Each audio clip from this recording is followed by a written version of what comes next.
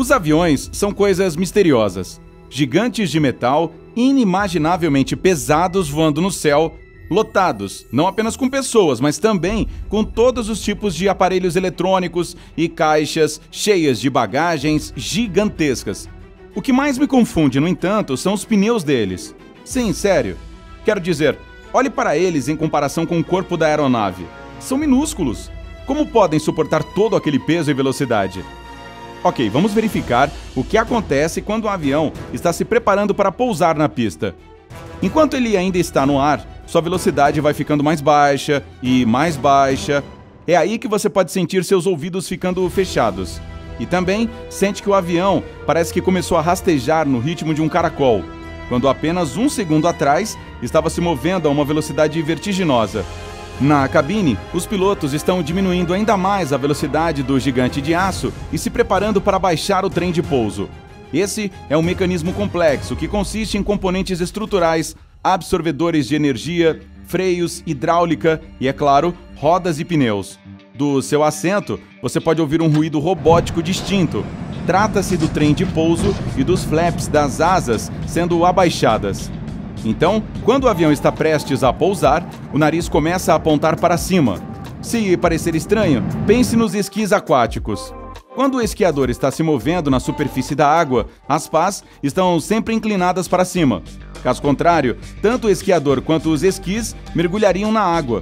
A mesma abordagem vale para os aviões. Os pilotos devem apontar o nariz em direção ao céu antes de aterrissar, para não pararem a máquina. Além disso, a exposição de toda essa grande área superficial das asas e da barriga ajudará a diminuir a velocidade da descida.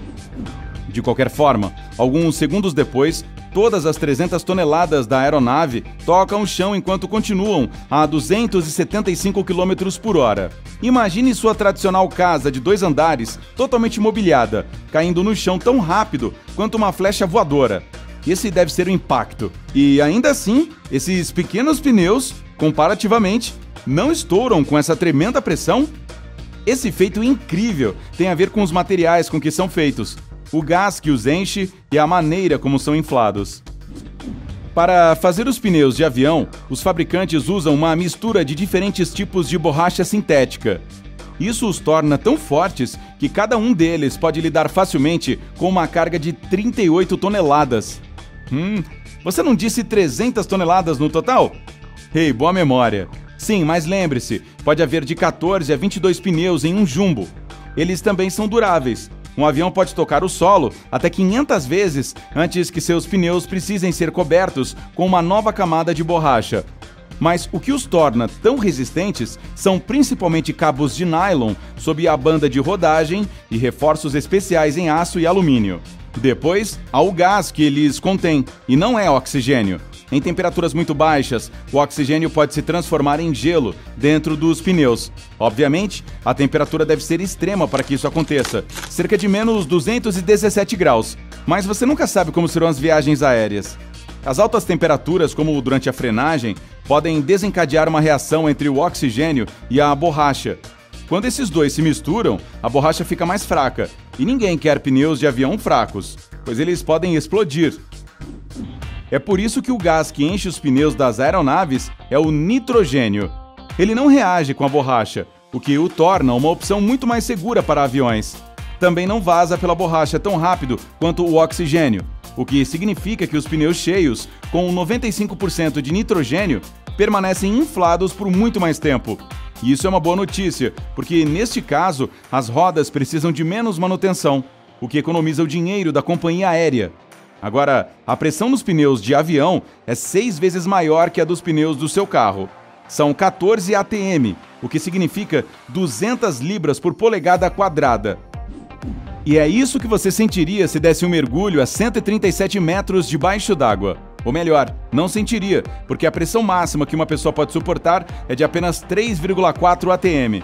Mas, como falamos de pneus de avião, essa pressão alta os deixa fortes. É quase impossível inflar demais um pneu a ponto de ele explodir.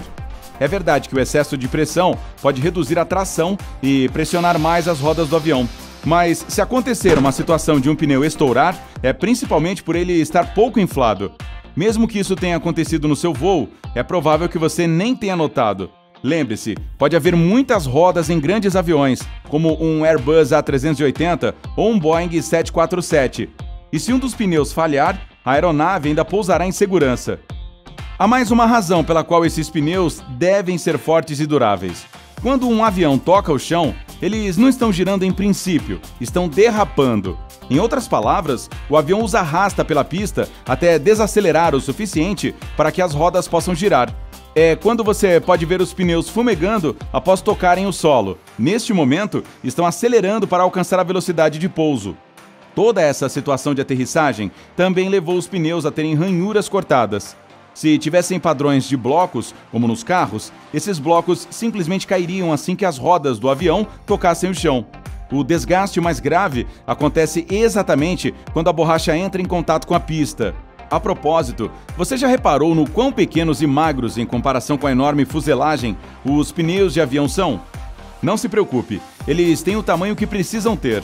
Pneus maiores não teriam sentido, pois não tornariam a aterrissagem mais eficaz ou mais segura, mas adicionariam peso extra. Você provavelmente sabe que quanto mais pesado é um avião, mais combustível ele usa e mais dinheiro a companhia aérea perde. Assim, os engenheiros se esforçam para tornar as rodas pequenas e, ao mesmo tempo, tão seguras quanto possível. Depois que os pneus são produzidos, são sempre testados. Os fabricantes criam simulações de computador que verificam como eles se comportarão se ficarem sobrecarregados ou se for ultrapassado o limite de velocidade. Eles devem ser capazes de resistir a pressões 4 vezes mais fortes do que o normal e devem lidar com essa situação por pelo menos 3 segundos. Quanto aos pneus mais fortes, não devem explodir nem a uma velocidade de pouso de 463 km por hora. Os mesmos programas de computador descobrem como eles reagirão a pousos, decolagens e até mesmo taxiamento, e então protótipos são criados. E ainda assim, estas peças de borracha não estão totalmente isentas de estourar. Acidentes aconteceram no passado e aviões derraparam nas pistas por causa de um dos pneus explodir no meio do pouso. Também houve casos de estouro no ar. Se for apenas com um deles, não é nada ruim, mas fragmentos de pneus podem entrar no motor ou causar sérios danos à fuselagem. É quando o incidente se torna imediatamente mais perigoso. Além disso, quando um avião aterrissa com um ou vários pneus danificados, a carga fica irregular e pressiona o trem de pouso.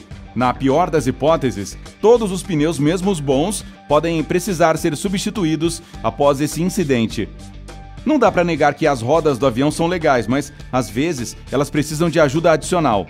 Estou falando de aquaplanagem, uma situação que ocorre quando a pista está coberta com uma camada de água, impedindo que o avião pouse e freie a tempo.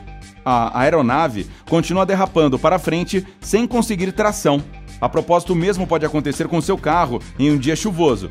É por isso que alguns aeroportos têm ranhuras na pista. A água flui por esses sulcos, tornando a superfície menos escorregadia e diminuindo as chances de aquaplanagem. Os pilotos afirmam que a diferença entre pistas com e sem sulcos é absurda. E tudo isso parece absurdamente legal para mim.